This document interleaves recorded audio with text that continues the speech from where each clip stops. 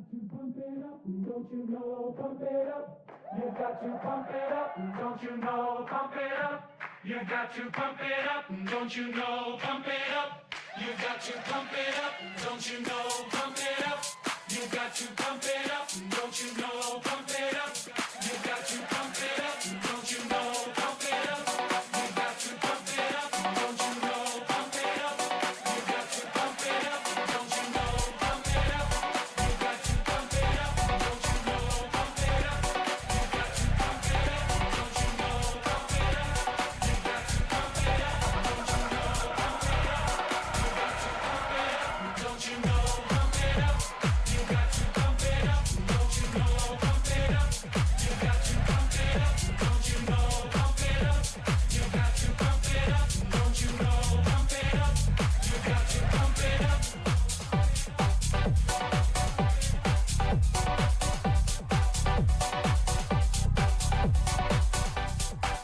got to pump it up, don't you know? Pump it up. You got to pump it up, don't you know? Pump it up. You got to pump it up, don't you know? Pump it up. You got to pump it up. Don't you know? Pump it up. You got to pump it up, don't you know? Pump it up. You got to pump it up, don't you know? Pump it up. You got to pump it up, don't you know? Pump it up. You got to pump it up, don't you know? Pump it up. You got to pump it up, don't you know? Pump it up. You got to pump it up, up, up, up, up, up, up, up, up, up,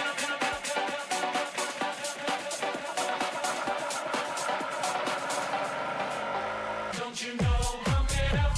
You got to pump it up, don't you know? Pump it up. You got to pump it up, don't you know? Pump it up. You got to pump it up, don't you know? Pump it up. You got to pump it up.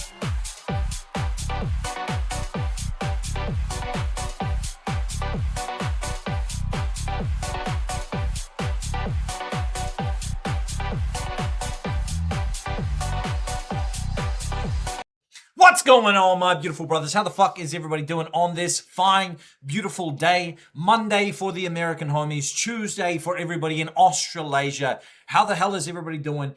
We are pumping shit up, right? We are bum, bum, bum, bum, bum, bum, bum, bum.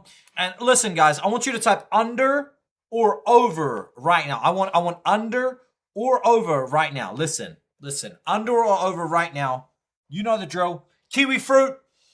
I got a kiwi right here. Kiwi, under or over 1 minute, guys. And I can get the timer up, right? We can get the timer going for this. Under or over 1 minute for the kiwi fruit here, guys. Under or over right now. Go. We got G4 says under. G4 says under. We're gonna start it with a kiwi. I just got home. Everybody taking the under right now. Everybody on Aiden's on the under. Frosty's on the under. Holy shit. All right. Well, we got Riley on the over. Look, you guys, I think it's too easy here. So we're gonna have to go, look, under or over 45 seconds. We're changing the game right now. I'll give you a minute. Get your guesses together. Under or over 45 seconds, right? Skin on, right? Skin on. Under or over 45 seconds, right? Turtles going over 45 seconds. Last time we came in at 51 seconds, right? Last time we came in at 51 seconds, chat. Look, last time we came in at 51 seconds right now, okay? Lucas is under. The boys are still saying under. Ben's saying over the 45. G4 says under the 45. All right, boys, we're going to have to fucking lock in right now, right? All right, boys. Fucking, okay. Okay, we got the timer here. I'm going to pop this down to 45 seconds right now. Okay. Boys are slamming the under. We got a prediction here from Good Joe Beasy. He says 32. Under. I'm Sam's wife. It's always under 1 minute. Okay. Right, chat. We're gonna get organized. 3, 2, 1.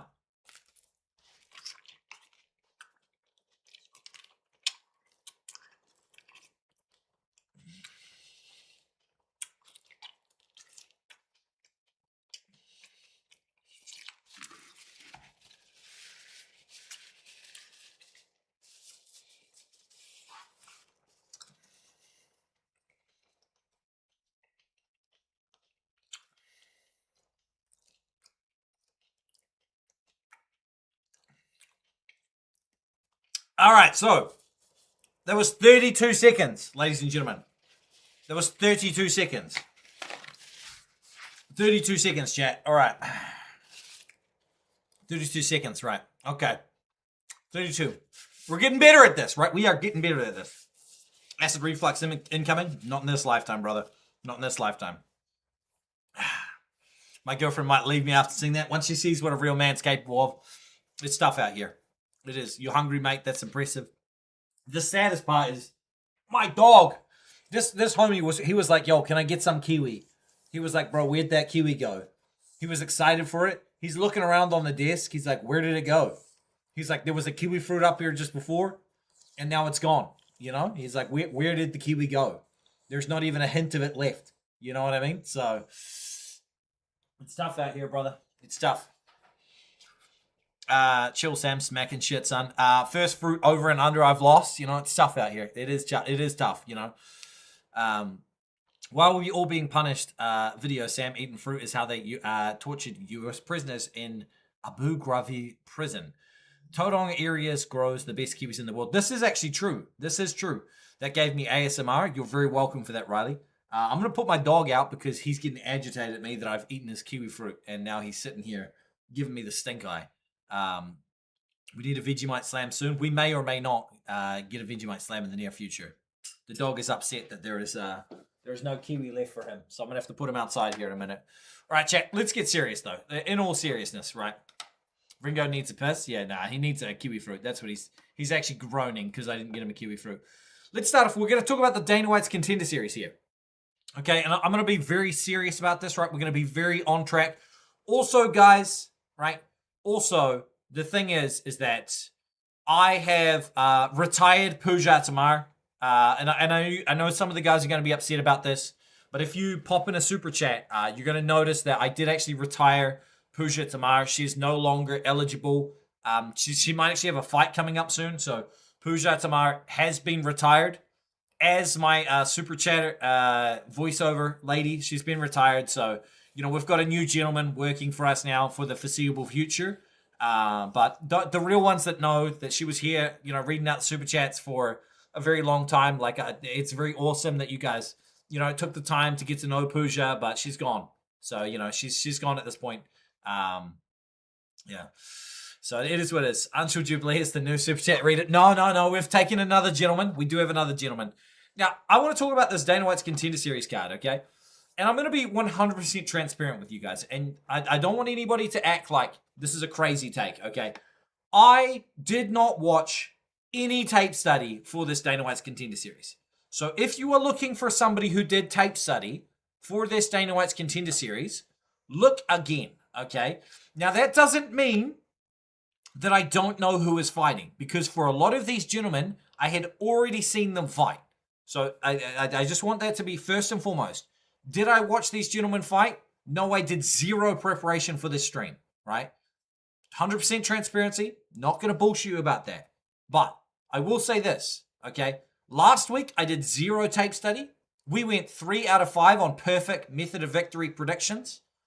Just saying. Pretty happy with that. Pretty happy with 3 perfect method of victory predictions, including a plus 525 decision call on the little bald dude. So, with the first fight of the night here, we have Taina Tremblay, Kill Him Quick, taking on Roman Puga. Now, I do want to stress this part right now, okay? Is that when you see the two gentlemen here, we've got 31, almost 32-year-old Taina Tremblay, right? Coming in here with only 7 professional fights. What that tells you straight off the rip is that this guy started his MMA career late in life, okay? If you are 32 years old and you've only had 7 professional fights, you have started your professional MMA career later in life. Now, if you go over to this kid's Tapology, right, you can see that he started his amateur career back in 2022, right? He was late to the fucking party, right? He was very, very late to the party. Now, he managed to rack up all of his amateur wins, right? All finishes, beautiful stuff. And then he's come in and he's had all finishes leading up to here, which is a good and a bad thing. So, on one thing, right, you can say is that, oh, this guy's got a 100% finish rate. This guy must be really fucking good. His foundation is wrestling, right? He's at a BJJ-based gym. and he's been finishing the vast majority of the competition mostly by submission. And while on the surface, that looks good, let me tell you something, man. Nothing grows a fighter faster than adversity, okay? If you have adversity, you will grow faster than anybody else. If you have difficulty in your career, whether it's taking a tough decision loss, whether it's gassing out, these things will make you grow much faster than finishing somebody that you are expected to finish. So, I will start by saying this, okay? I think that this gentleman is somewhat fraudulent, not based off the fact that he's not very good, but based off the fact that his MMA career started in the year 2022. He's almost 32 years old, which means it started when he was 27 or 28 years old, okay? He has fought nobody of name value recognition. And his opponent here is a young Mexican stud, okay? Young Mexican stud in Roman Puga, whose only loss came at the very start of his career to a doctor's stoppage. Important to note, he didn't get knocked out, right? He didn't quit. He didn't get submitted. He had a doctor stoppage over in Bellator in only his second ever professional fight back when he was 21 years old. 21 years old. Since then, he went on to rack on 4 boxing finishes, right? A draw against an individual here who had, at the time, was like an okay record, right? It's gone on to decline a little bit since then, right? But then he's gone on a couple of finishes, 3 first-round finishes, and then the 4th. These are all striking finishes. So we've got a knockout artist who has legitimate boxing threat, never been submitted, taking on a guy who primarily submits his opponents. I think that this young Mexican stud is going to bang this boy out. Now, if you believe that Tanner Tremblay is going to win, just beat him by submission. He's not a dangerous striker. This gentleman is not going to win a decision, right? It's going to be a finish. It's going to be either a submission here or probably a knockout here. That's what we're going to go with this one. So, Sam, check the face-off on this one. I got you, bro. I got you. Tanner big and jacked? That's crazy. That's crazy. DWCS face-off, right. I did watch all the face-offs today as well already. That's why you can see it's highlighted red here. We're going to get hit with ads. Ads, yay or nay? Ads. Can we... Yo, let's go. We made it past the ads here. So, this is not them. Right? This is not the same fight. We're already in the wrong fight right now. So who the fuck are these guys, huh? That's not them, no?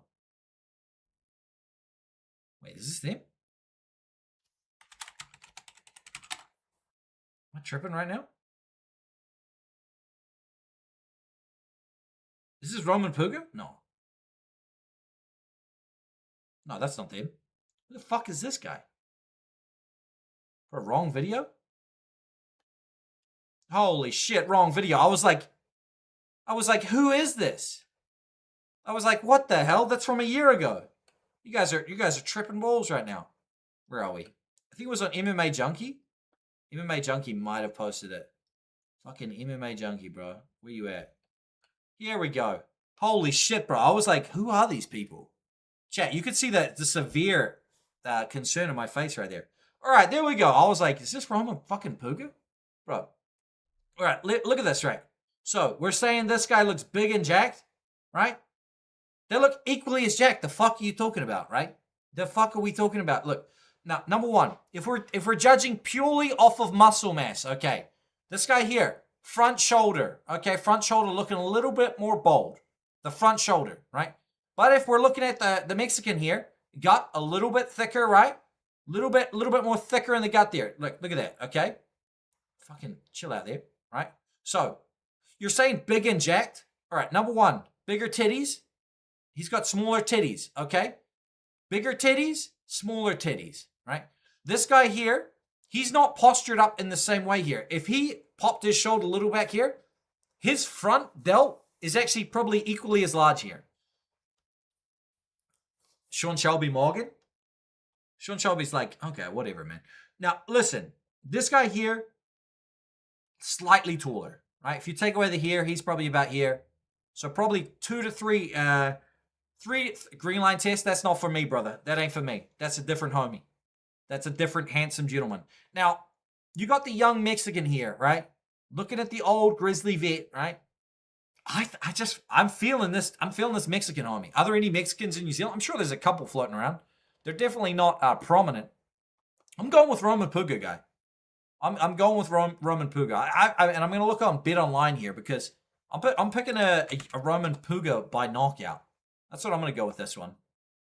Mexican round 2-3. I'm going to go with a here. What do we got? Dana White's Contender Series. Do we have any props for this shit yet? Bro, we don't even have unders. Are you fucking kidding me? The fights are out tomorrow. Tomorrow, ladies and gentlemen. I don't even have unders and overs? Holy fucking shit. Oh my god. Not even unders or overs, brother. That's terrible. If the knockout is above plus money, I'll be taking it. If the knockout's above plus money, I will be taking it. I'm taking Roman Puga by knockout, guys. That's where I'm going with that one. Props dropped the day of. It's shitty. That's terrible. That's terrible news. All right, then we got Muhammad Ali taking on Alec Lorenz. Now, if you guys are not familiar with both these gentlemen, they've both failed in the Contender Series. We have Abdul Rahman Yakyaev murdered Alec Lorenz, right? And then on Muhammad Ali, he got murdered by Iwo Baraneski.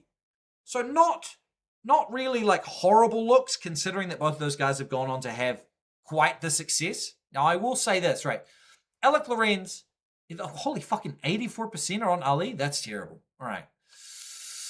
The thing about this Muhammad Ali gentleman, right, is he is giant. Like, look at him. Just a big, stacked out, fucking Brazilian-looking dude. You know what I mean? Just a big fella. Just a big old boy.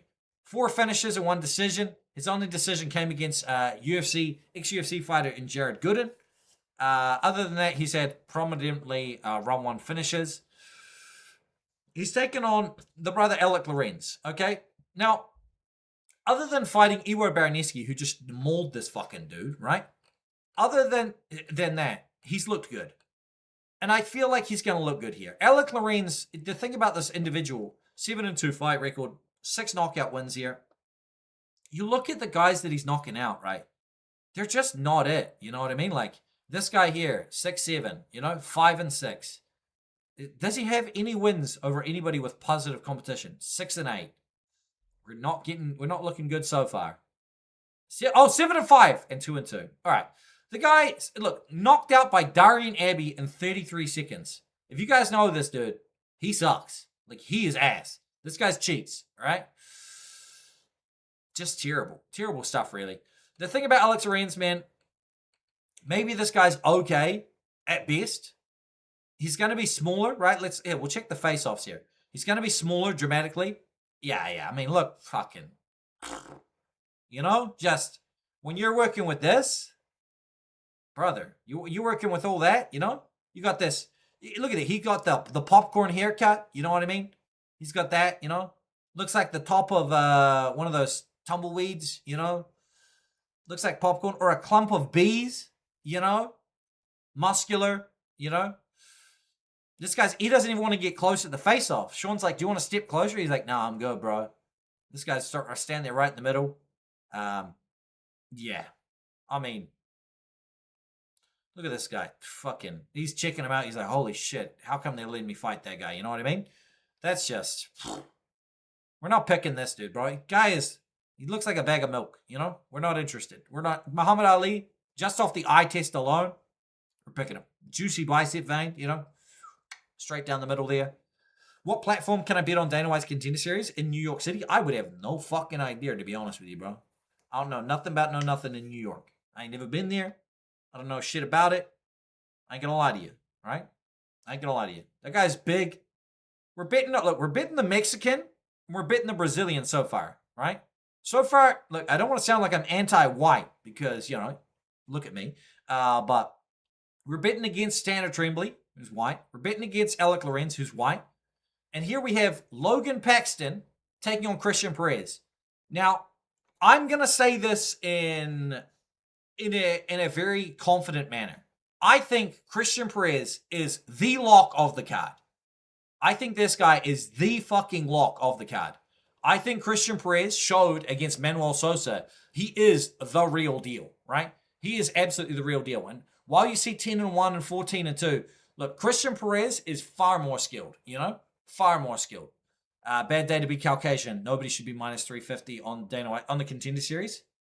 Brother, let me tell you a little thing about Anthony Wynn and the guy he fought last week, okay? Sometimes the price is justified. 139 for life has jumped in there as well. He's like, I ever told you about a guy named Anthony Wynn. Now, Christian Puas, is that Puas? Give me some Puas. Is taking on Logan Waxton here. Logan Waxton? Paxton. Wolverine.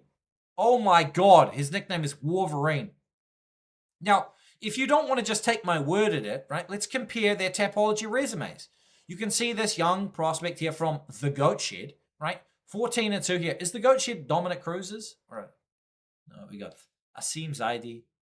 Who we got here? Hector Lombard. Dennis Bazoocha.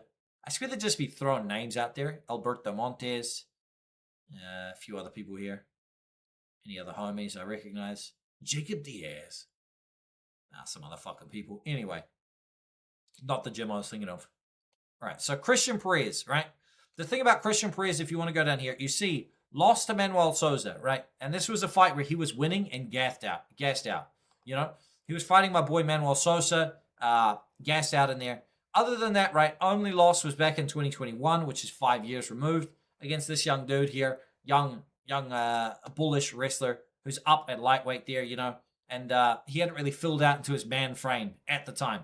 You want to go in here, he went straight from amateur to pro, you know, like a few years in between, but straight into that pro, went out there, right, on the scene there, was beating people up at Combat Global, took an L, bounced back and won a whole bunch of fights, right, went over there against John Marquez in Karate Combat, this guy here, right, took an L in Karate Combat against a 6-foot guy, though, and then he's coming in here after the defeat to Manuel Souza, almost a year later, he beat one guy in between named Gilbert Santos. This dude here was just a tune-up fight, some young Mexican. Since then, it's basically he's coming off of his last Contender Series into another Contender Series performance. Now, he's taken on this gentleman, Logan Paxton. Now, the thing about this dude is he is a meat and potatoes guy, right? There's not going to be a submission attempt from him. I'm telling you right now. There's not going to be a submission attempt here from him. He's going to look to get takedowns. He's going to look to hammer away on ground and pound. And I don't think he's going to be successful enough. You look at the guys that he's been beating up. Yes, he's been hammering away on these guys, but these are some bombs, you know? No Tapology picture, 5-8, 8-9, 0-2. You know, these are his last 3. He's been beating up some tin cans, right? The guy's from Denver, Colorado. Now, he might be a big fish. He might be a big fish where he's from. But I'm telling you, man, and you want to look at the face-off here. Somebody said he looked like a wet noodle, right? Somebody said Perez looked like a wet noodle at face-offs. Who is that in the chat right now? Daniel Petty. Paxton via ground and pound. I'm remembering you, Daniel Petty, because I'm fucking petty, all right? This guy is going to cook this man, right? Somebody saying you look like a wet noodle. You just remember right now. This young Mexican is going to beat up this old white boy. You hear me? He going to beat this old white boy up. You heard it here first, right? Somebody saying he looks like a wet noodle, okay? This is our white boy here. You know, good shape, right? Boom. If this is a wet noodle, holy fuck, a wet noodle could beat the goddamn shit out of me, all right? Look at this guy.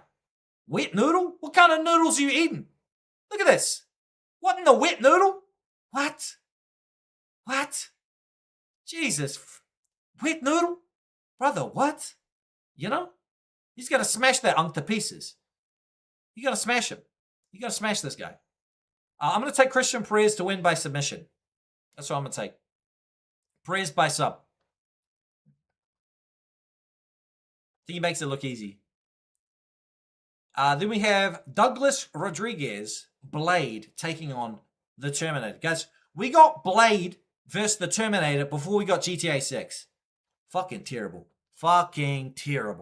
Douglas Rodrigues is coming in here. He is an untested Brazilian, right? On the other side, you got Trent Miller, who took an L here back to Buddy Wallace by face crank on Tough Enough.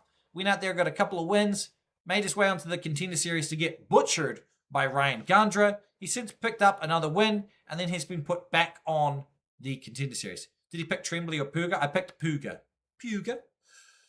Bro, last week's card was crazy. I thought I was down units, but I actually squeaked by with 1.3 units. I placed multiple bets. Jalen Turner by KO, Jalen KO 1, and Jalen by finish. Dante by KO. Good bets, man. You guys saw just a quick little flashback to last week. Did you guys think that Dante Johnson looked cheeks? I thought Dante Johnson looked absolutely terrible right up until he got the knockout, right?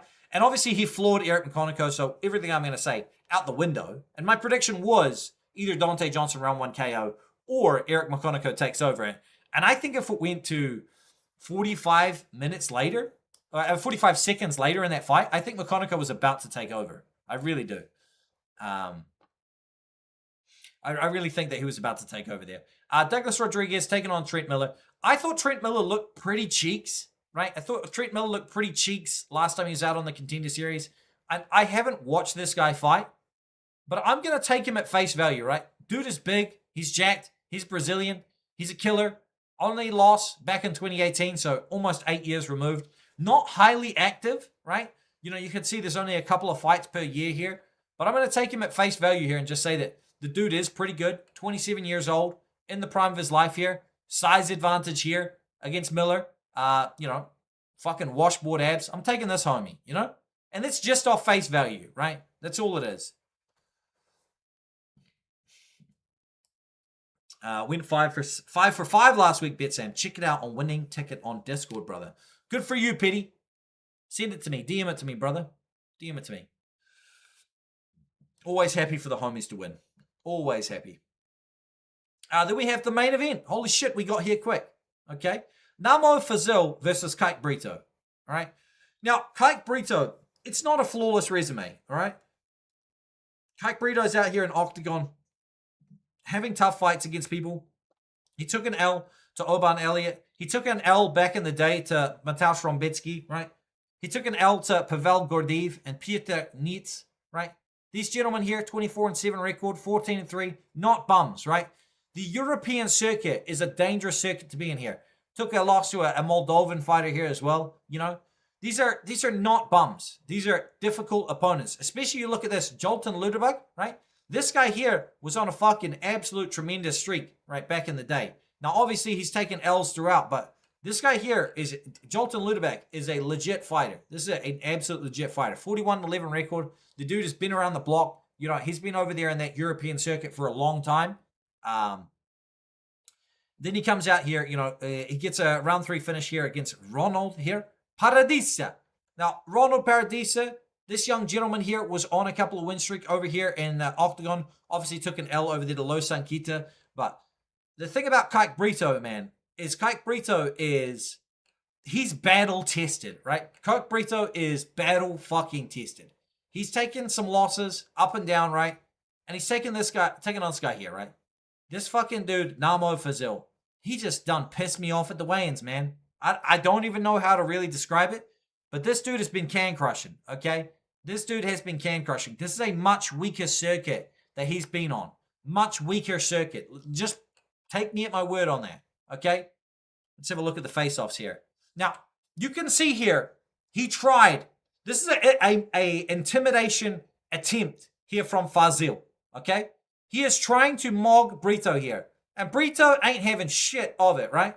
Brito saying, nah, bro. Right? All that yet, right? Look at this. This guy's head leaning out here. Yeah. On some fake tough guy bullshit, right? On some fake tough guy bullshit. I like Brito, man. I like Kike Brito. Something about him at the weigh on there just really made me fucking excited about this. And I was going to pick Fazil until I watched that. Right? I'm just going to say that. Like, I'm picking Kike Brito here. He's been around the block. He is battle tested. But if you're picking this Namo Fazil guy, he's going to be swinging from the fences. If he's going to win, it's going to be by KO, and it's going to be early. That's my prediction. If he's going to win, it's going to be by KO and early. I'm picking Kike Brito. Kike Brito, man. That's why he's in the thumbnail. Grandson of Saladin is nasty work. Who is Saladin, brother? Saladin.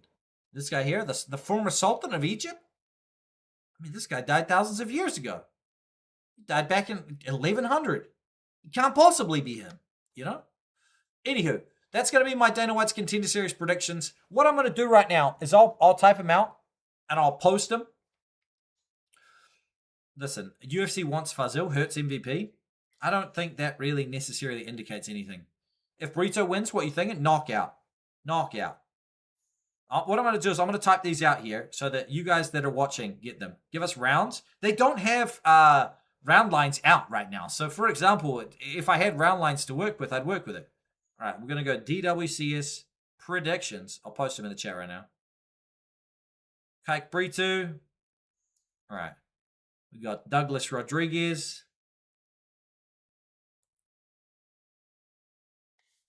Kike Brito. Douglas Rodrigues. Christian Perez, which is funny because on my books, for some reason, they've got him listed as Christian Gonzalez.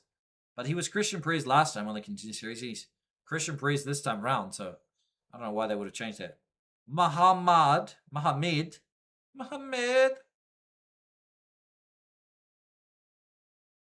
Fucking, the typos are crazy right now.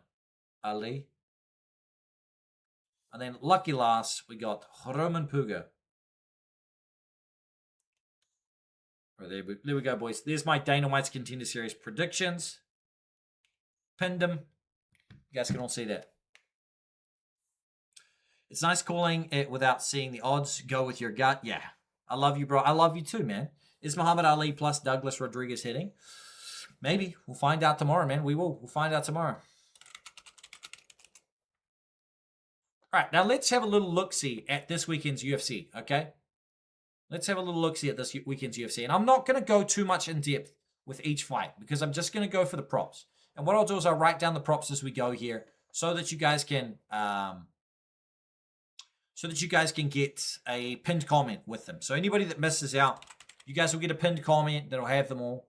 That way you're not going to have to worry about, oh, fuck, I missed it or I came in late, It can be just organized there.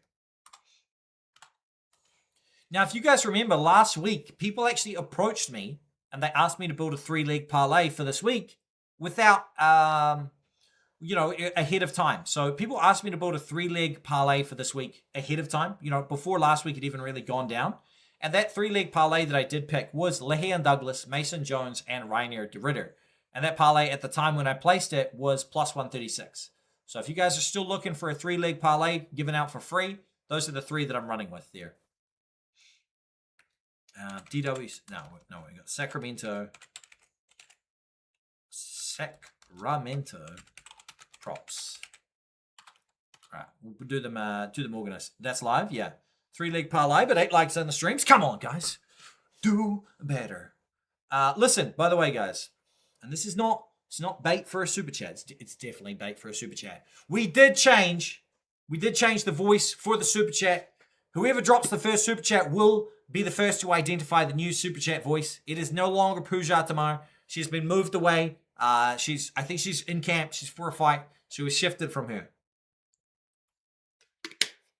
We're gonna find out Saturday night.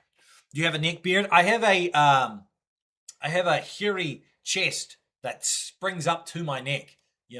It's from the chest down. This is my scar from my heart machine. If you guys are wondering. I think most of the chat knows about that. Knows about the heart machine. But if not, good for you. Is there individual tickets?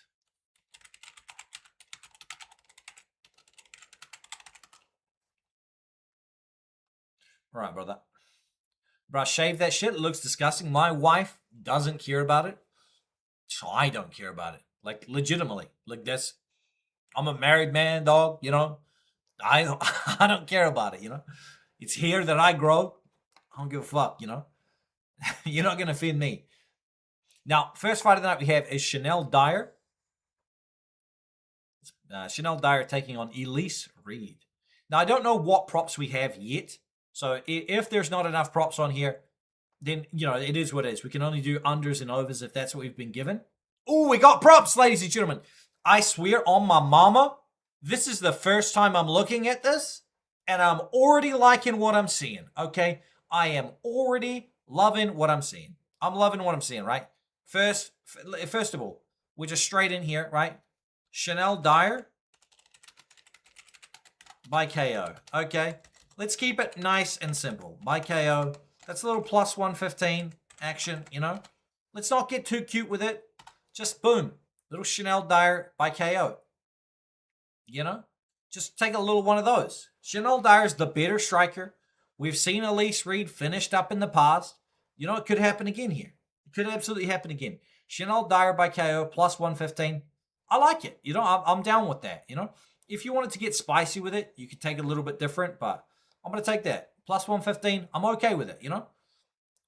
Plus 115 for a girl is disgusting. Elise Reed is at least better than Ravina. I don't think you've had a little look at Elise Reed's record. Anybody that's saying that she's better, like Elise Reed has some wins that have aged well. She's got some losses that have aged fucking poorly. 3 KO losses, right? Look, Denise Gomez, my apologies, Sam Hughes, and Sijara Eubanks all finished her up, right? Outside of that, she had Cora McKenna not dangerous, Melissa Martinez, pillow-fisted, 40-year-old Jin Yun Fry, 40-year-old Jessica Pena. Okay? Back in the day, has that win over Jasmine Jasdovicius. At the time, pretty good. That's fucking 6 years ago, you know? That is 6 years ago. So, 3 KO losses, coming off of a finish loss, right? Finished in 2 of her. If you remove the 40-year-olds, she's on a 3-year finish loss streak. Look at this. Jin Yu Fry, 41 years old. Jessica Pena, 43 years old. Elise Reed, maybe not as good as you think at this point in your career. Okay? Just throwing that out there. Maybe not the lady that you think she is. Been waiting all day for Wint and Takoto KO props. Right. Then we go. Chanel Dyer, we're picking her by KO. Anyway. Sam, can you build us a plus 5,000 that'll hit? I'm tired of this weekly battle to go up a couple $100. Nothing wrong with going up a couple $100 every week, bro. There's nothing to sneeze at going up a couple $100 every week. I mean, shit, you know? Did I lose $400 on WNBA yesterday? Yeah. Would I have been happier if I made a couple $100? Yeah, absolutely. So, no. Can I give you a plus 5,000 that hits? Probably not. Can I give you a plus 5,000 that might hit? Absolutely. Absolutely I can. Then we got Jackson McVeigh taking on Party Time Wiz Schultz. Now, this fight is ass cheeks versus butt cheeks, right? And there's a subtle difference there because one of them is ass cheeks, but one of them is butt cheeks. Butt cheeks, we can warm up to some butt cheeks, you know what I mean? Ass cheeks, a little dirtier, you know, a little bit more issue with there, a little bit more of a concern.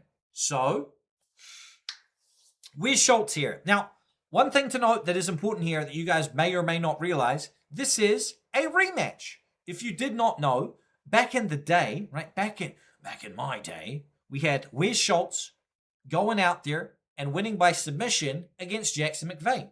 Jackson McVeigh has got an armbar submission. Wiz Schultz has an armbar submission over Jackson McVeigh back in the heyday. God, this ring light is burning my fucking eyes. So you guys are getting the glasses. Boom. We're at a pool party. We're 9 years old. I've got a Flames t-shirt on. We're fucking rocking it. You know what I mean? Wiz Schultz, man, he's just not very good. And on the other side, Jackson McVeigh is also just not very good. But Jackson McVeigh is a lot bigger right now. He's older. Wiz Schultz has shown no improvement in his game. I don't know, man. I don't know. Look, we got Riley McGush. This is a comment that I actually do want to answer this. I read this. Riley McGinley, sorry. I turned $30 into $500 over the last couple months betting. Should I keep building or cash out back down to 30 and do it again? You can cash it out if you need the money. If you trust yourself to not overcommit to things, I would say just increase your bet size a little bit, right? Let's say when you had $30, maybe you're betting $5 bets or $10 bets or $2 bets. Now that you have 500, maybe you could bet $20 bets or $30 bets, right? The thing about bankroll, guys, is some guys are going to tell you, hey, my unit is 1% and I rock, I only bet maximum 5 units a week. Guys, if I have $5,000 in my bankroll account, I'll tell you right now, some weeks I'll bet $2,000 of it, right? But I don't bet 5, right? And if I lose a bunch of money, I don't slam it into the next thing just to try to claw it back. So that's the different thing there. How many weeks is the slam now? I think it's on a 3-event win streak. I think it's on 3, Moan. But I haven't really been keeping track. Well, if we get to like 5 or 6 or 7, we'll start to talk about it. But until then, we're just going to do it week by week, run it as we do. Slam of the Week should drop tonight as well. Slam's already out for my premium members. The video should come out tonight. Yes, Freak says cash out, pay a bill, then rebuild again. What I like to do is every time I hit $1,000, right? Like let's say I've got $5,000 in my bankroll. Every time I hit $1,000, like I go to 6, right? I take that money out. I put it in a savings account, right? I don't take my money in and win $5,000 in a week and then go, oh, I now have a $10,000 bankroll. I could, right? But that's not how I gamble. I'm not looking to gamble more money than I feel comfortable with. And right now, I feel comfortable gambling $200 units. Like that's where I'm at. Took me a long time to get from 100 to 200, not profitability wise, but from feeling comfortable. I had what was it? $3,000 tied up with Islam Makhachev, right? $3,000 your boy BetSam had tied up with Islam Makhachev. And holy fucking shit was I sweating it. I was bricking it. Your boy BetSam was bricking it, okay? I'm not going to sit here and say that I was confident leading into the end of that. Now, rounds 3 and 4, tough time to beat Islam Makhachev, right? Came through, came out the other side, round 5, did what a champ does and won that fight for me.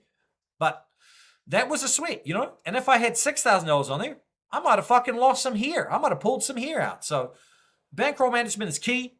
Don't gamble more than you're willing to lose. That's my advice. Nobody asked for it, but there it is.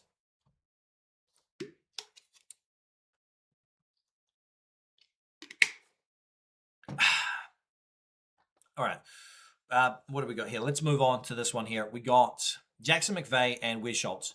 I'm going to say this, right? Jackson McVeigh is bigger, he's younger, and it's been a very long time since he lost to Wes Schultz. Now, wait, calm. You don't think Schultz is going to attack the sub round 1? He will. He'll attack the sub round 1, and he might get it.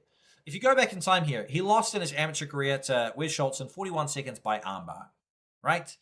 Now, since then, he went on to beat a whole bunch of individuals, but none of them particularly good. Since he came to the UFC, he fought 2 decent individuals and was unable to beat them and lost to both by submission. Now, if you're going to take Wes Schultz, can I please just urge you to just take Schultz by submission? Don't take his money line. He's not dangerous with the striking. Just take his money. Just take his submission line there. This is a McVeigh decision, somebody says. I think McVeigh is the better fighter here. Schultz is like a one-trick pony. We've got unders and we've got overs. You could play a Jackson McVeigh, like you could play Jackson McVeigh here and play the under. And if Wes Schultz wins, the under hits and your McVeigh bet loses. Or, Jackson McVeigh could also finish it in under a round and a half here. I'm going to pick Jackson McVeigh here. I am. I'm going to pick Jackson McVeigh. We don't have good props on this one yet. So we're just going to take that. I'm just going to take Jackson McVeigh at this point. As far as a prop for this one goes, I'm not going to write down anything. I'm not going to write down anything right this one. The under is probably the most likely outcome here. It is minus 180. Not every prop that I give out is going to be plus money. This is probably the move here. Right there, Yeah, we don't have it on there. BetSam, my brother, the move's to hit him with a right hoof. Hoof! Hit him with that hoof. Maybe. Jackson McVeigh is going to be my pick, though. If you look at Wes Schultz, man, Wes Schultz 9-3 record is shinier than it actually should be. Now, Mansour Abdul-Malik smoked him. Dylan Budka beat him. Outside of that, he's got some submissions over some people, right? Guillotine choke here, Sublev stretch here. Round 3 guillotine choke against Ben Johnson that Ben Johnson gave up for no fucking reason. The vast majority of wins come in round 1, and the KOs come in round 1. He's not KOing Jackson McVeigh, okay? He's not going to. But if he wins, it's probably in round 1. That's just where I'm going to go with that. Jackson McVeigh is going to be my pick. Low confidence. Low confidence on that one.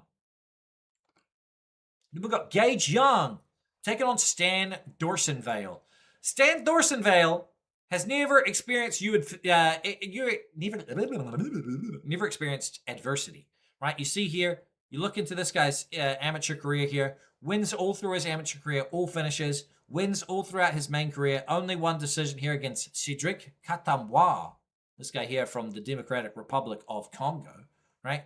Now, this guy here has where are we? Fucking this guy Stan Dorsenvale, right? He's coming off a win over Dan Holt. Now, it's important to note, this Dan Holt guy, he was undefeated before fighting him, right? Manchester top team guy. So Manchester top team, we're very familiar with this because Manchester top team has a lot of individuals here that have trained, trained or fought in the UFC. The fuck are they? Yeah, Lewis Lee Scott, a prospect that we are familiar with. We got, where is he? I know there's another couple of individuals here. I think Chanel Dyer is also Manchester top team. But I was going to say Nathaniel Wood, but this is Nathaniel Woods. Holy catfish right here with the name. You know what I mean? Holy catfish. I swear that there were some more guys from Manchester top team. Maybe they're just not listed here on Tapology. Fucking it's just trash after trash up in here, Just sifting through the trash, Can you filter by record on Tapology? Probably. Yeah. All right. Now, we got this Dan Holt guy. I watched this fight. He wasn't that impressive. Dan Holt was a bit too tall, not strong enough to defend against Dorsenvale. And that was back in May 22nd. The thing about Dorsenvale in all of these fights is he is moving forward, right? He is moving forward. He is dictating the pace. Against Gage Young, I don't think he's going to be able to do that the whole time. I think Gage Young is going to have success pushing Stan Dorsenvale back. And when you're a fighter that only moves forward and you start giving up ground, I think his confidence is going to shake. And I think that Gage Young is going to finish him. So I'm going to take a Gage Young inside the distance here. And even if Dorsenvale wins, I think it's because he wins by finish. So I'm expecting the under here to look good. I don't know how you guys feel about this fight, but I'm taking the under here. The over 2.5 is juiced. The under 2.5 is plus 140. I'm going to take the under on that one, man. I think the under is very live here. Gage Young inside the distance is also live. The line on Young looks solid. Yeah, I mean, I'm down on this one, man. I'm down. I'm going to take a Gage Young money line, right? Gage Young money line here. Money line. Money line. Money on your mind. Look at the Gage Young money line. It is minus 123, man. Minus 123 is fucking solid to me, right? Gage Young money line, minus 123. And then we'll go Young / Dorsenvale under 2.5 rounds. Plus 140. Plus 140. I think that's good, man. I think I'm happy to play both of those. We don't have to go crazy on these props, guys. The minus 123 on the Gage Young money line, I'm okay with that. This is a price tag. This is a price tag here, minus 123. That's a good price, in my opinion. Then you got the under at plus money. I'm down to hit both. Young is consistent, if nothing else. We'll stick to his plan. Do you know anything about this Ryan Kusei guy in the next fight? I do. I've actually done all the fucking tape study for this shit. Assalamualaikum warahmatullahi wabarakatuh. I don't actually know what I was supposed to say back to that, Davis Mills. I'm sorry. I haven't been brushing up on my Arabic. It's really just gotten away from me. It's tough. Gage Young by sub is plus 2,000. Shit, a brick, man. That's pretty crazy. Holy fuck. All right. It's wa alaikum assalam. Wa alaikum assalam. All right, there we go. I'm not Arabic or Muslim either. I just like saying it. That's okay, brother. You can be you can be Asian, you can be Arabic. As long as you like mixed martial arts, we're all good, bro. We're all good. Nasahabnida. I think that's thank you in Korean. Origato gozaimasu is thank you very much in Japanese. Merci beaucoup, I believe is thank you in French. We know how to say thank you to people. Then we have Marcia Barbosa against Ryan Kusei. Now, the thing about this Ryan Kusei, guys, he does have a path to victory, okay? Now, I know you guys are going to hate what I'm about to say right now. I know you guys are going to hate what I'm about to fucking say. Ryan Kusei does have a path to victory. It is by taking Marcia Barbosa's ass down and fucking keeping him there. Now, the thing about this Ryan Kusei guy is he does have wrestling. He does have some good wrestling. He is a decent wrestler. What I did not see from him, though, is the ability to keep people down. He's good at getting them down. He is not good at keeping them down. So, For this reason, I'm still going to pick Marcia Barbosa, and I'm still going to pick him to win by knockout. Because if you can take Barbosa down, but you can't keep him there, then he's going to get back up and he's going to knock you out. And once he realizes that you can't keep him there, he's not going to be so worried about you getting him down there in the first place. I'm taking Marcia Barbosa by KO. I don't know what the line is going to be for this one.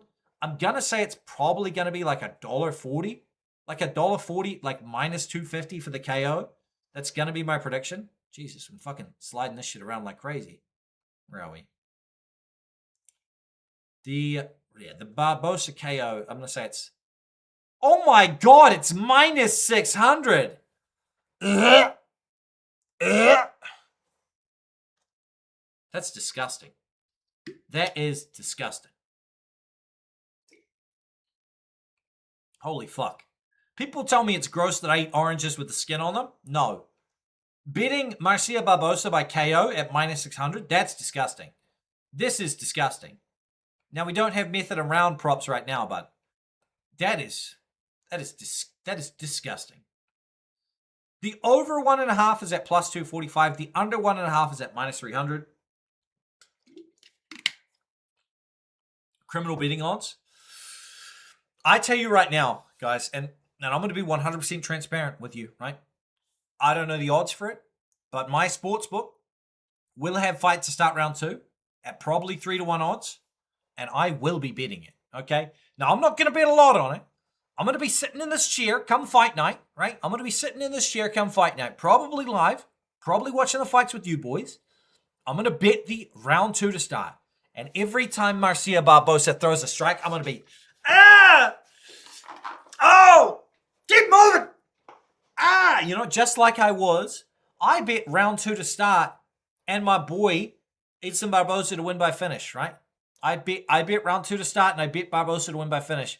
And every time I saw Edson Barbosa circling, I was like, keep circling. Get off the fence. Keep moving. And then when they didn't stop the fight, even though his shin was fucking falling out of his leg, right? It was just fucking, the cut was open, his leg was falling out. And they didn't stop the fight. I was like, you sexual motherfuckers. Whoever they were, whoever bet fight to start round 2 with me that night, how good was that? Just, fuck yeah, Fuck yeah. I'm going to bet round 2 to start, though. Run, my dear boy. Yeah. What did you think of Chapolin? I thought he looked pretty good, man. I thought Chapolin looked good until he didn't. He came in on really short notice. Obviously cut quite a bit of weight. I thought he looked really good until he didn't, Does anyone else fantasize about Lehi Douglas and Marcia Barbosa? Just Lehi Douglas, bro. Why did that dude have no muscle? It's just his genetics, bro. It's purely genetics, to be honest with you. Purely genetics. Now, my boy Ringo's over there just trying to sleep. He's fucking getting yelled at. What's happening, BetSam? How you doing? Torta Jackson, brother. You back in the homie taco or am I on Jacob's side this week? Brother, you just wait till Sname of the Week fucking drops. I'll tell you that one, brother. Marcia Barbosa by KO, minus 600. That shit is for the birds, bro. I will never, guys, ever, I'll take these off because I want you to think I'm serious. Never in my life will I bet on a minus 600 prop for a finish prop in my life. I don't care who is fighting. I don't care. I don't care who it is. I'm not going to do it, I got better odds on fucking Anthony Wynn, Jesus Christ. No, I'm not touching that. I'm very disappointed, obviously, as you can tell. We're taking, I expect Marcia Barbosa to win by KO, though. That's going to be the prick.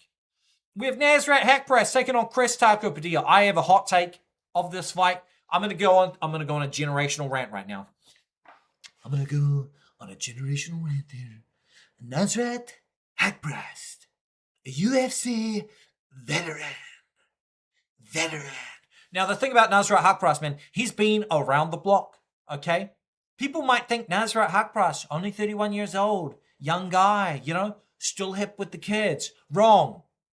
You are wrong. Nasrat Haqparast is beaten up. He is broken. He's been around for too long, and he's not very damaging, okay? Nasrat Haqparast has been very damaged. Now, I have a hot take that only I have really talked about. And I don't know that anybody else in the entire MMA community has kind of thought about this, okay? I don't think anybody in the entire MMA community has actually thought about this, right? I don't think that any other person, I haven't watched their breakdown, so you guys might be able to think about it. Nasrat Haqparast, if you guys go back and you look through his career, he's had a lot of decisions against a lot of dangerous individuals. In those fights, he got damaged. Now, early on in his career, prior to the UFC, you see a lot of round one finishes. He was enjoying not being in damaging fights. Now, what that resulted in was him being a fighter that stood there and traded with individuals. Now, when you see this fight here, he got knocked out by Drew Dober. Chin concern already. He went to decisions in the next 6 fights. That is a lot of back and forth. Decision loss against Dan Hooker, decision loss against Bobby King Green, decision win against John McDessie, decision win against Landon Quinones, right? He got a break here against Jamie Mullarkey, but I knocked out Jamie Mullarkey last week at the supermarket. Then he had a split decision victory against Jared Gordon that people think Jared Gordon won. He had a split decision victory against Esteban Rivic that I know for a goddamn sake that he didn't win. And Esteban Rivic, if you want to have a little look at this right now, look at this shit. Look at this shit right now, boys. You want to talk about Nasrat Haqparast, okay? You go back and you watch this fight here. Nasrat Haqparast, you watch his fight against my boy Esteban Rivic, okay? You watch this guy fight, and we're going to check in your browser. Cool fucking story, brother. All right, here we are against this one here. Look at this. Strikes. 147 strikes here. 81% of these 433 strikes of Esteban Rivic, 81% of the ones landed on Nasrat Haqparast's head, including in the final 12 seconds of that fight. What did my boy Esteban Rivic do? He threw a rear high kick from his right leg that caught Nasrat Haqparast, who was dipping off to the left. The high kick landed, and he wobbled like this, right? He was, he had cuts and swelling on both sides of his face. He goes into his next fight. The first significant strike that landed was a head kick on the same side, in the same positioning, and it put him out fucking cold. I think that was partially to do with the brother Quillan Salkeld landing his big, beautiful shin across the head of him, and partially due to all the damage that he has sustained in all of those decisions. Now, on the other side, we have Chris War Taco Padilla. Now, my God, and I'm going to say this. Maybe Chris Padilla is the number one UFC fighter that I misjudged, okay? I, of all people, misjudged Chris Taco Padilla. This is a fighter that I came around on. I didn't watch Chris Padilla coming into the UFC and think, this is somebody special, okay? He came into the UFC and I was like, I don't really see the love, okay? James Yontop, he gets the win. I was like, okay, Yontop sucks. That was my thought. I bet massive money on Rongju here. He elbowed Rongju clean in the fucking eye and stopped the fight. And I thought, you know what? He was kind of losing that fight till then. Maybe it was lucky. Then I watched him go against Jai Herbert, who is a dangerous striker, a technical clinician on the feet, and he was able to get a decision victory there. Then against Ismail Bonfim, he went out there and did the damn thing and finished him up. Then against Marco Medeiros, this was not a fucking draw, okay? I don't care what the commission says. I don't care what anybody says. This fight was not a draw. I had it a lot closer to a 30-27 fucking Chris Taco Padilla than I did a Marco Medeiros being anywhere near this shit, okay? Marco Medeiros didn't win that fight, not in this universe, not in any other, right? Marco Medeiros, the draw, some bullshit. Chris Padilla won that fight. Chris Padilla has come into the UFC and won 5 straight. 5 straight victories. Now, they weren't all easy, okay? They were not all easy. But he's taking on Nasrat Haqparast. Is Chris Padilla faster? Probably not. Okay. Is he a better boxer? I don't think so, right? Does he have better scar tissue, right? Like, does he have a better face? No, he's probably going to be cut open and bleeding. But I tell you what he is. He has a significantly better mind when it comes to mixed martial arts. Chris Taco Padilla will be in the Slam of the Week. Because for the price tag, I think he holds the greatest value of anybody on this card. When I know this man is going to fight smart, he will fight in every realm of mixed martial arts. He is a good minute winner. I'm taking Taco Padilla. I'm taking him. There you go, ladies and gentlemen.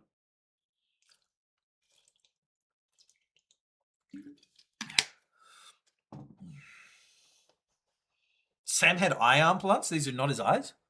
What are you talking about? That's it. I'm taking him. I'm taking him, brother. Chris Padilla. I'm taking him. This man's dangerous, bro. I'm telling you. Look, Nasrat Akbras, he's been around the block. He's had his chance to shine. It didn't happen for him. 31 years old now. He's been in the UFC for 9 years, right? It comes around quick. He's been in there since 2017. He's had 1, 2, 3, 4, 5, 6, 7, 8, 9, 10, 11, 12, 13, 14, 15 UFC fights. He's done. Okay, Chris Padilla time. It's fucking taco time, ladies and gentlemen. It's taco time. Nasrat won over Rivich. I thought he lost the fight, so interesting. You can see here Chris Padilla, slight underdog. Slight underdog here. I'm taking Chris Padilla. I am taking Chris Padilla. Let's have a look and see what the price for Padilla is. Minus 103. Chris Padilla by decision is plus 200. Chris Padilla inside the distance is plus 290.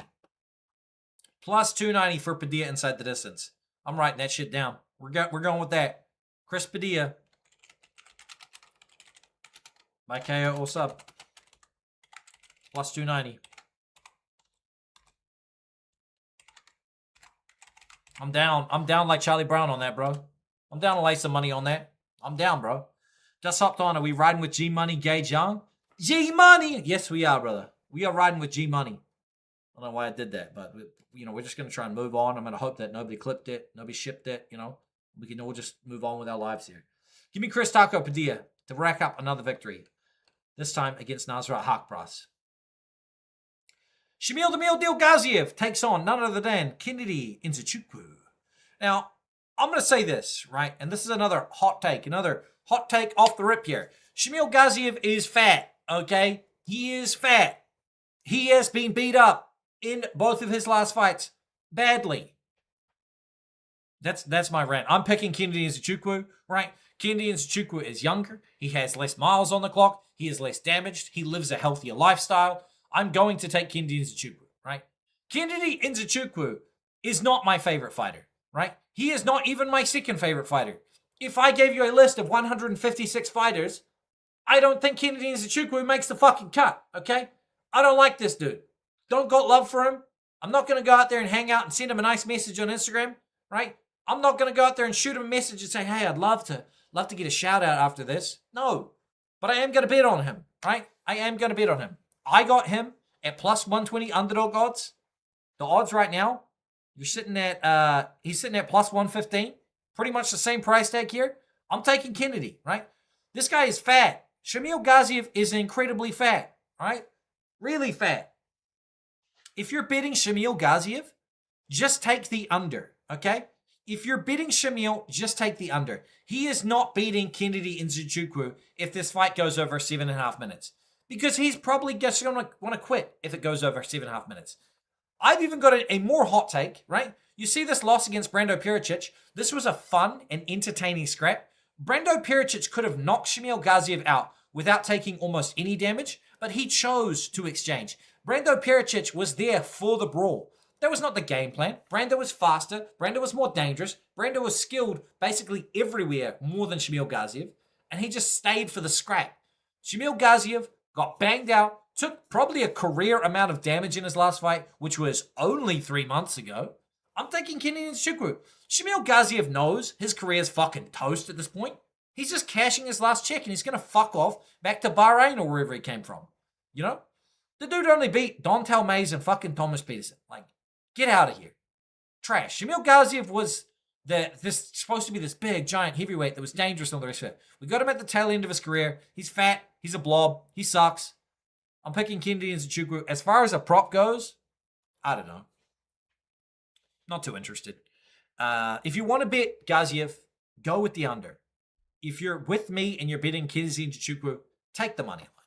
Take the money line. Just take it. Kennedy Nzechukwu by submission at plus 900 is possible. It's possible, man. Kennedy has a win over Carlos Olberg. The fuck has Shamil Gaziev done, Kennedy's fight against Almeida should be something to consider. That was very bad. Which one are you talking about here? Which fight are you talking about here, bro? Which one here? Which fight are you talking about here? Which fight? Which Almeida? Do you mean Marcus Buchecha? What are you saying against Almeida? His last fight was against Buchecha. Marcus Almeida? Do you mean Buchecha? Brother, you talking about Buchecha? This individual right here? Buchecha is his nickname? Well, brother, Marcus Buchecha. This individual is a world-level jiu-jitsu athlete that used crazy scrambles to get out of there. He was rolling for shit you ain't even seen of, getting in all kinds of weird locked-up positions. Marcus can survive once he gets down to the ground, okay? Marcus was lucky that there was fouls and all sorts of other shit. It was just a weird fight. Now, I know Kennedy didn't look amazing in it, but it's a very different stylistic matchup. You can't take that and think about that. No tape? What the hell is the point of watching this then? Brother, I do tape on the UFC, absolutely. What are you talking about, truly? What are you talking about? You at the start of the video and jumping in late or something? Stranger. Shamil's cooked, fed to the Wolves to pass the torch. No, I wouldn't say Kennedy and Nzechukwu is the Wolves, but he should win this fight. Then we have Jamal Emmers taking on Lehian Douglas. Now, Jamal Emmers, Lehian Douglas. Do I need to say it? Like, do I actually need to say it? We're going with Lehian Douglas by knockout, right? We are going with Lehian Douglas by knockout. It's a simple prediction. I fucking love Lehian Douglas. And I only just met him, but I've already fallen in love, okay? I love him. I just love this man, okay? Now, I did do tape for this. Even though I saw this before, as soon as it was announced, I was like, I'm picking Lehian Douglas. I'm picking Lehian Douglas by knockout. But I did tape for it. And I watched this fight here, Haider Emil versus Jamal Emmers, and I could even pull it up right now. He was staying in the pocket and exchanging with Haider Emil and getting clipped. But Lehian Douglas is way faster and hits too hard. You can't do that shit here. Give me Lehian Douglas by KO. We'll have a little look and see what the price is. I imagine it's a trash price tag, right? The KO is going to be garbage. It's minus 215, you know? Like, it's not good. It's not a good price tag. If you wanted to go Lehian Douglas round 1 KO, you could. But you've got to worry about the wrestling threat early from Jamal Emmers, and that could extend things here. I'm going to say the under 1.5 at minus 155 is better value than the Lehian Douglas in round 1. The Lehian Douglas by KO at minus 215. I would probably go with the under here. I'm gonna say with the under. We're gonna go with that. I'm gonna write that down.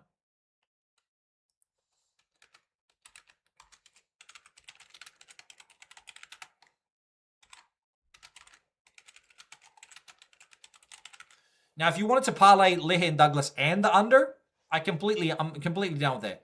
If they got same game multi here, that takes you to plus 108. I like that. That's nice, you know? Lehian Douglas, look, you got a same game parlay here. Lehian Douglas plus that gives you plus 108. Yeah, I like that. Plus 108. I like it. I'm down with that. So you get plus money, under and Lehian. Yeah. Who the fuck did they give win? Who is Chapman? Chapman actually, the thing about Chapman, guys, is Chapman actually has a win over an opponent that Wentz struggled with, and Chapman knocked him out in the first round. Legitimately. Mauricio and Douglas, 2 powerful hitters in the 1 card. Yes, indeed. BetSam, 2 or 3 KO odds. Yeah. How'd I miss the live? How you doing, Brother Vince? Welcome to the fucking live stream. The boys are building, bro. You guys are building. I'm going to get off here real soon, so, you know. Oh, my God, we got Anthony Went coming up next year. Anthony Went taking on Terrence Chapman. Guys, I will point out here, okay? You look here against this fight here. Now, it was a year and 4 months ago right now. But the thing about, like, this is this Omar Al-Salal guy, like, Went actually struggled with this dude. Went actually struggled against this gentleman, okay? He did. He struggled with him. This individual knocked him out in the first round. Now, I'm not saying MMA math is going to cause issues here, but the thing about Anthony Went, guys, that you may or may not know is this guy is small for a heavyweight. And it sounds stupid to say because he's so muscular, but he's only barely 6 foot or 5'11" as he's listed here. He's my height, okay? I have no business fighting heavyweights. I have no business doing that. I just saw your comment there, 139 for life. You got a live stream every day in September. Donate yourself to the fans. Fuck no. I've been live every day in August. It's the 18th. I can't wait for the fucking end of it. All right. I love you guys, but my God, am I exhausted? I'm fucking exhausted. I got to work 5 days a week. I stream 7 days a week. I got to cook my own dinner and shit. Holy fuck, am I tired? Okay. Absolutely not to that. We'll see. We'll see what the end of the month looks like. But Terrence Chapman, it's not a foregone conclusion that he wins this fight in the first round. Like, it is not a foregone conclusion that he wins this fight in the first round. Now, do I think Terrence Chapman is ass cheeks? Yes. But he is a real heavyweight. Anthony Wynn is not a real heavyweight. This guy is undersized. He has a huge athletic advantage, but I think he should be at 205 pounds. I'm going to pick Wint. I'm going to pick Wint by knockout. I don't know what the price is going to look like. I'm not crazy about it. Anthony Wint by KO is minus 265. The under 1.5 is minus 325. It's the more that I think about it, the less that I'm excited about it. Okay. Anthony Wint by KO at minus 265.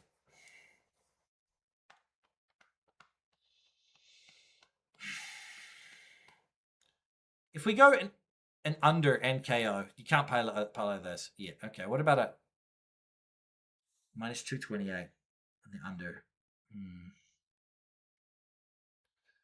I don't know yet, man. I don't know yet. I'm not sure. Yeah.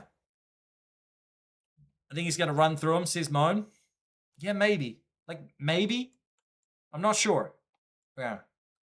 And I'd love to tell you guys that I'm incredibly excited to play this and that this is a great price tag and all the rest of it. I don't know. What is it? Is that like $1.38? $1.38.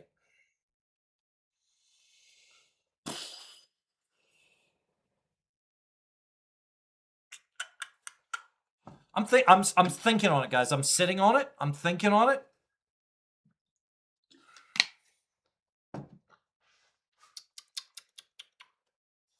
What's the round one? They don't have round one available yet. They don't have it yet. The under 1.5 is minus 325. Winter's athletic as fuck. That's enough for heavyweight. Yeah, the thing about it, guys, is you've only seen, and I'm telling you guys, you've probably only seen his Dana White's Contender Series fight. He doesn't look that good against other fighters, okay? If you go back and you watch his fight from 1 year ago, right? Once he didn't get the KO, he kept exploding with one shot and then just holding on to people like this. And then to explode and then hold on to them. Now, he won that fight, but it was not an easy fight. Now, I watched the tape study for that. You go back, it's a year and 4 months ago. He was still equally as jacked and athletic back then as he is now. That Omar guy sucked, yeah, and he didn't get rid of him. So, I don't know, man. Yeah, it's not speaking to me. I'm going to skip this one, right? I am going to skip this one. I have parlayed Anthony Wint's money line at a 10-1 favorite, and I have buyer's regret about it. Now, Wint probably wins, but I got to say to myself, I'm not too excited to jump on it again. And if I bet him by KO or under 1.5 rounds and he won a decision, yeah, we'll see. Is this guy an MMA analyst? It is true, brother. I am an MMA analyst. I'm also a part-time gamer. I am also a restaurant manager. I am also a 31-year-old degenerate gambler. I mean, there are many things that your boy BetSam is. I'm a fan of mixed martial arts first, analyst second. That's what we'll talk about that. Future fade. So the value on Chapman, no, I'm just not sold that the price is coming through, to me. I'm just not sold on it. Now, if you go with Wint and under 1.5 rounds at minus 228, this speaks to me the most. Now, what this price tag is here, if you're looking at that, right, that's $1.44. Now, I think we can agree, if he's getting a knockout, it's probably going to be in the first 7.5 minutes. Now, the chances of there being a knockout in the second half of a heavyweight fight drop off dramatically because both of them will have used a lot of energy at this point. This is probably what I'm going to go with. This is minus 225, I think. Minus 225, minus 228 there. This is probably what I'll go with, right? Think about what games you'll play on the gaming channel. I'm not really sure. I'm I'm not really sure. I did download Elden Ring yesterday, and I started playing some Elden Ring. I have never played Elden Ring. I downloaded it last night, and I'm not very good at it. But I'm thinking about playing some Elden Ring on stream. I think that could be a fun one. Just something that would take a lot of time and something to play. Some UFC 6 is something I was thinking about playing on the gaming channel.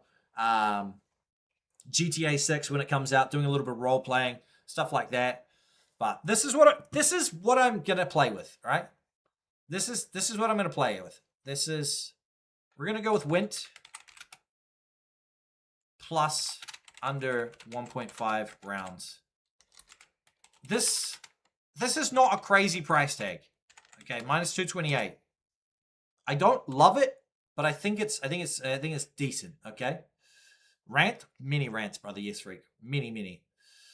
Sam Went's opponent prior to that was 6'1". He got him out of there in 37 seconds. That guy was built like me. Okay? That dude was built like me. Now, if you're talking about, people are trying to convince me of Anthony Went, right? And they're talking about his last opponent. Talking about Matt Adams. You look at Matt Adams, okay? Matt Adams is built like a bag of milk. He's built like me. Now, I'm going to the gym and I'm doing things about it. But this guy here, at 5'11", right? 5'11". Somebody said 6'2". He's 5'11" for a start, okay? Look at the fucking build on this guy, okay? Look at that. This is what you're saying. He beat last... Oh my God, he beat this guy here? Holy shit. Wow. You know? Now, obviously, his opponent that he's fighting this time around, Terrence Chapman, is also a fat boy. But he's a fat boy that's large. He is big. He's a full-size heavyweight, okay? He's a full-size heavyweight, and he's actually got decently fast hands for his size. So Terrence Chapman, I'm not saying this guy's the answer, but yeah, I don't know. It's just me or Betalone won't let me play that right now as a parlay. His money line, not his KO. Maybe you're playing something wrong there. His money line and under GTA, you can. I don't understand why they even had him on the contender series if they're just going to give him a fat can. Just sign him right away. Highlight reel building. That's what they're doing. Calling himself the answer. He comes out to Superstar, the Sean O'Malley walkout song, which just does not suit him whatsoever. Full-size heavyweight. He is full-size. 264 pounds, 6'2". He is a full-size heavyweight boy. We're going to leave it at that, though. Guys, just a little review there. The money line and the under. It's minus 228. It's not a crazy price tag. If you're building a long shot parlay, this is probably on there, you know? It's probably on there. So no thoughts on the 37-second TKO guy against 6'1" guy? Not really. Not really, brother. Not really. We already did this one. Need that clip climbing. That's correct. Yeah, Frank knows. Frank knows, brother. All right, Carly Judice versus Gisela Chavez. I have a very unconventional take on this fight, okay? Number one take that I have on this fight, okay? Gisela Chavez is better than you guys think. Number two take on this fight. Carly Judice is also better than you guys think. I have this sneaking suspicion. I just have this feeling like Carly Judice is going to sell and she's going to be the Miktabik Oralbai of last week. Now, I don't have proof of it. And I did the tape study and it's not really even in the tape. It's more of a feeling, okay? It's more of a feeling. I think that Carly Judice is going to fumble the fucking bag here and I don't know why, okay? Now, I have not bet any money on Carly Judice this week. And I apologize if this turns you off because you guys think that she's a lock and all the rest of it. But I'm just... Yeah, I spoke about that already, Impact. I just feel like maybe there's a chance she makes a mistake here and Gisela Chavez takes her back and submits her. So, I don't know. Gisela Chavez reminds me so much, and you guys are going to think I'm fucking crazy, right? Gisela Chavez reminds me so much of Gregory Robocop Rodrigues. And you guys are going to say, what the fuck did you just say? Okay. When I watch Gisela Chavez fight, I think of Gregory Robocop Rodrigues. I think of a person that holds a lot of power, is a bit clunky in their movement, defensively irresponsible, but somehow quite durable, and comes through. So for me, I think of Jaisla Chavez as being a women's, it sounds ridiculous when I say that, a women's flyweight Gregory Robocop Rodrigues. Now, that does sound crazy. Like, it does sound crazy. Carly Judice is the better striker. She's going to have the better volume. All the rest of it, right? I just have worries. I have concerns. I think Carly Judice wins a damage-based decision. I'm just worried about it, okay? And I wouldn't feel right if I didn't tell you guys the truth. Because I could sit here and go, Carly Judice is the better striker. Carly Judice comes out the same thing and all the rest of it. But I'm worried, okay? Maybe it is watching all of the brothers come through and beat people up last week. I don't know. I'm not sure. I'm just saying that I just fucking... Carly Judice by decision at plus 125.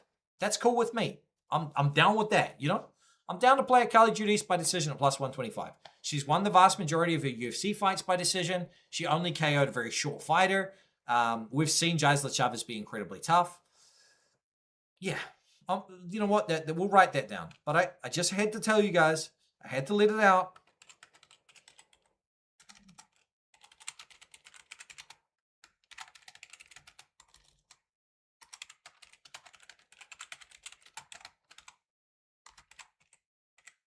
Plus 115 decision. Yeah. I don't know, Jen. Chavez won't quit. I don't think she'll quit either. The crowd might go crazy, though, and they might just stop it if it gets a little compromised. But no, I'm picking Carly Judice by decision. I'm just saying. Would you consider a Carly finish? Does Jaisla have the gas? I don't think so. I watched her Instagram lately, and Jaisla Chavez, she's already flown out, right? So she should be there today, right? She should have already arrived. She should be getting organized, cutting weight, and all the rest of it. She seems to be doing everything right. She's got her whole team flying out with her. I think she comes in here very prepared. I don't know, man. Jaisla Chavez has never lost. You know, she's never lost. And you guys might be thinking that's a silly take because she's been beat up against this fight here, and she had a close fight here against Eunice Dubin. I don't know, man. Just Carly Judice is definitely the most dangerous opponent she's ever fought as far as like skill set goes. But I don't know, man. I just have a feeling, you know? I just have a feeling. I just got a feeling, chat. That's it. Marco Medeiros versus Mason Jones. I'm taking Mason Jones. Mason Jones is a fucking savage, you know?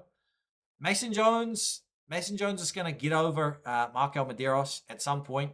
He's pretty athletic and he's pretty dangerous. Mason Jones by sub is plus 500. Fuck, we got to play that, right? Yo, chat, we got to play a Mason Jones by sub at plus 500. If he gets Marco Medeiros down, he can fucking sub him. Shit, yeah. I'm down on that. Plus 500?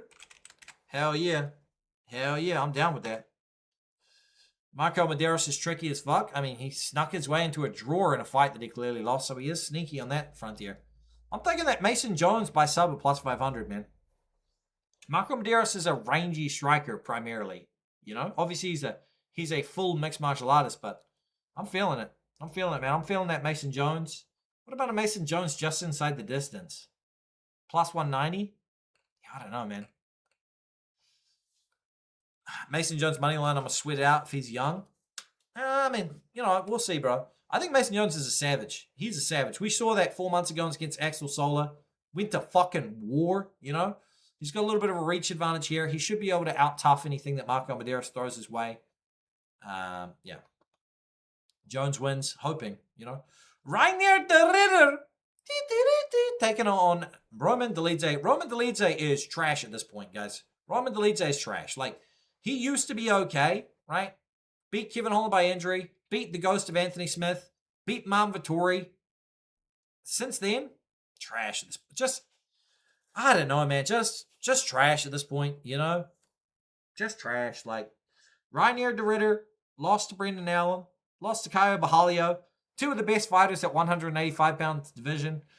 He's coming up here. He's the A side in this matchup here. He's going to be big. He's going to be huge. He's not going to be drained from the weight cut. we've already seen Roman Dolidze at this weight class. Guys, actually, you know what? I'm gonna do something right now, okay? I'll be right back, chat. All right. Let me just I'll just be right back, okay? Because I need to go out there and see where it is. But I'm pretty sure I have a custom-made BetSam Reinier de Ridder t-shirt that I made myself. I think that I do. So what I'm going to do here, I'm going to play a song. I'll be right back, okay? I'll be right back, chat. I'll be right back. I'm going to see if I can find it. See if I can find it for the chat right now. I'll be right back.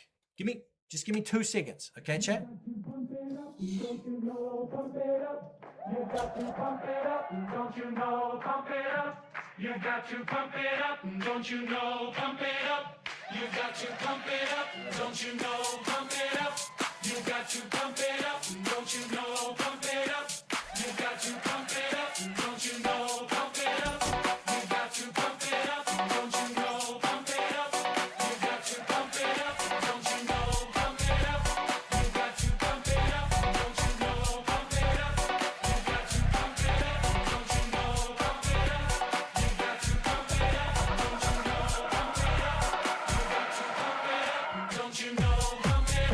You got to pump it up, don't you know? Pump it up. You got to pump it up, don't you know? Pump it up. You got to pump it up, don't you know? Pump it up. You got to pump it up, don't you know? Pump it up. You got to pump it up, don't you know? Pump it up. You got to pump it up. Don't you know? Pump it up. You got to pump it up. Don't you know? Pump it up. You got to pump it up. Don't you know? Pump it up. You got. I fucking knew it, boys. I knew it. Look. Custom made. Look at this, boys. Custom made Reinier de Ridder t-shirt. I made this shit, boys. I got this shit custom printed. Do you know what it has on the back of it? If anybody remembers, right, I actually have a back of this shirt that you guys may or may not be aware of, right? I made this shirt. Chat. Look at the back of this shit, right? You wouldn't believe it. You wouldn't fucking believe it. Look what we got in the back here, boys. Look at that shit, boys. That's right. If you know, you know. All right? If you know, you know.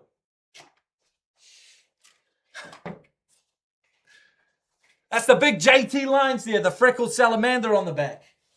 That's the brother.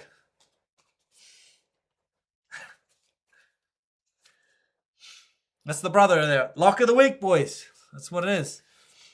That's Kevin Holland getting choked the fuck out.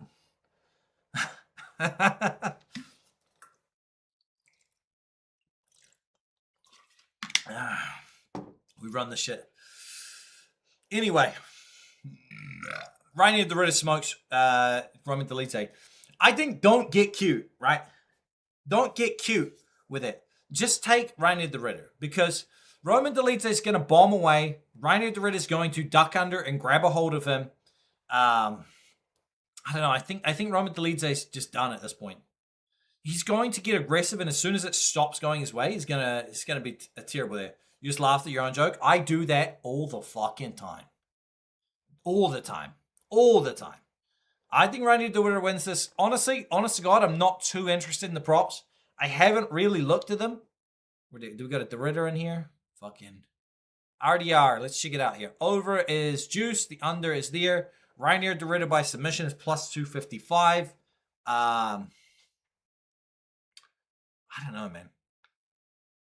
Reinier de Ridder decision. What's a sub-decision play? RDR. Do we got a double chance here? No. Fighter wins inside the distance. RDR plus 150. Oddly enough, a couple of quitters in the scrap. It is a couple of quitters. That's right. RDR by sub at plus 255 is interesting. But you guys got to understand that Roman Dolidze is also like a world-level grappler, and he's a big body. I'll probably just leave it, bro. Honest to God, probably just a skip. Probably just a skip. Yeah, I'm just gonna fucking skip that one, bro. Like, I'm not sure of it. I'm not sure, so we're gonna skip that one. Co-main event, Sergey Spivak versus Vitor Petrino. Guys, I tell you right now, I am picking Vitor Petrino. I am doing zero things with that information. Okay, zero. Now, Vitor Petrino is a multi-time Slam of the Week winner. Okay, multi-time Slam of the Week winner. Vitor Petrino is. He's done me decent. Just not sold on him at this point. I'm just not sold. He's good. He's not great. So, Vitor Petrino's the pick here. If you're on Spivak, I get it. I do. It's another skip, man. It's just another skip for me. The thing is that Vitor Petrino is he's looked okay at heavyweight. Like Austin Lane, cool, bro. Thomas Peterson, late in the fight, it was way too much of a sweat. Steven Asplin, sweat for no reason. He's way better than Steven Asplin. He made it sweat. He's barely winning in fights that he should be smashing people in. I don't know, man. I just feel like, I don't know. We've seen Vitor Petrino fuck it up against Anthony Smith. We've seen him fuck it up against Dustin Jacoby. He could fuck it up here as well. Maybe an under. Maybe. What have they given us? Have they given us a 1.5 round line or a 2? They've only given us a 1.5 round line. Under 1.5 is plus 174. Vitor Petrino by KO is plus 200.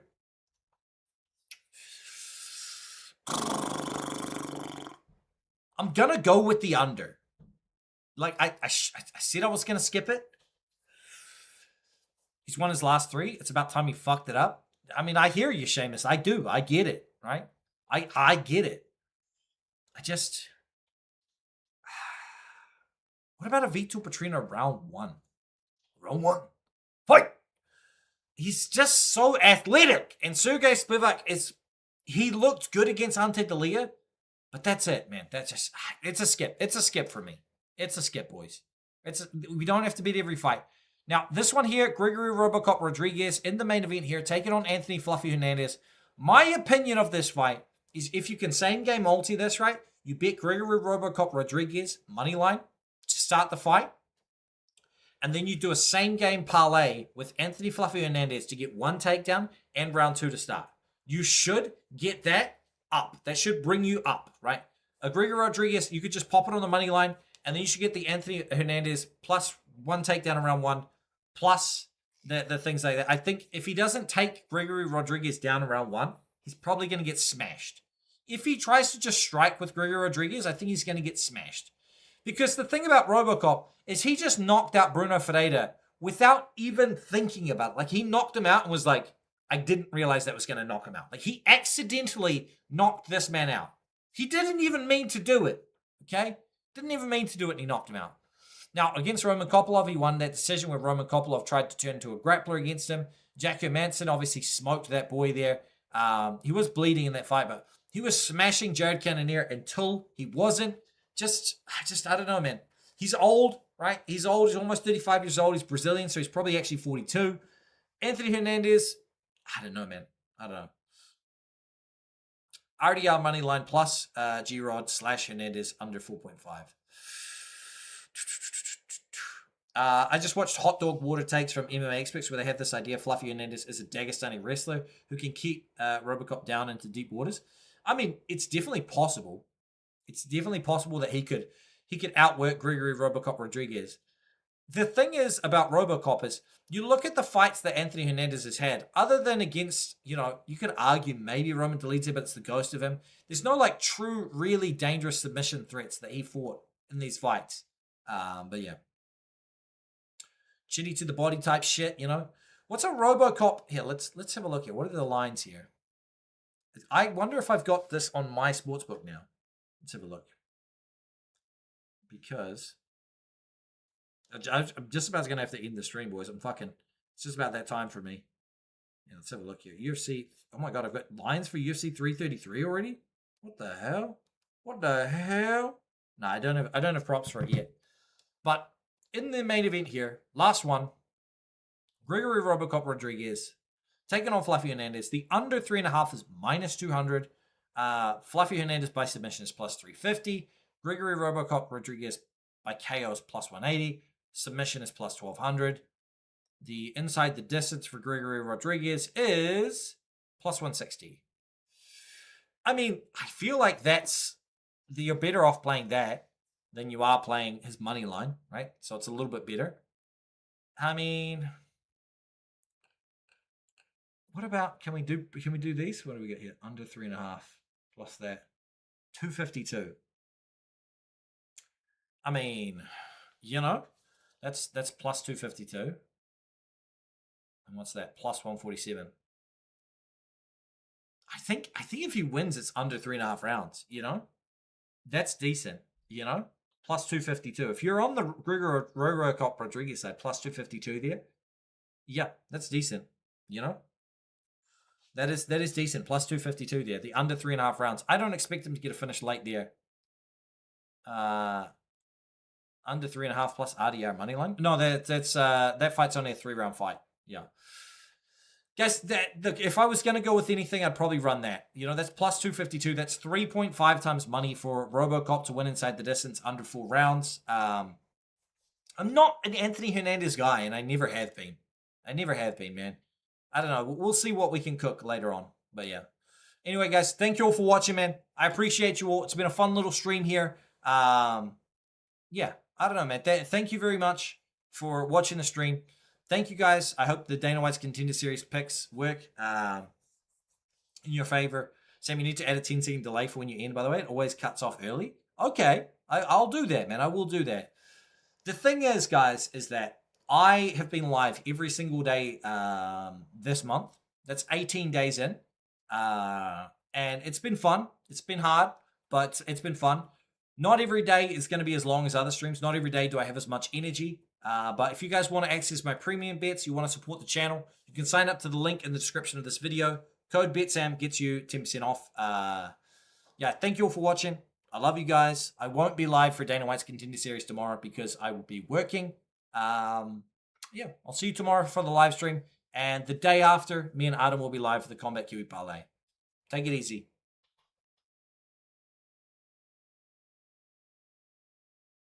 Yeah, that should be long enough of a delay. That should be long enough. I think that should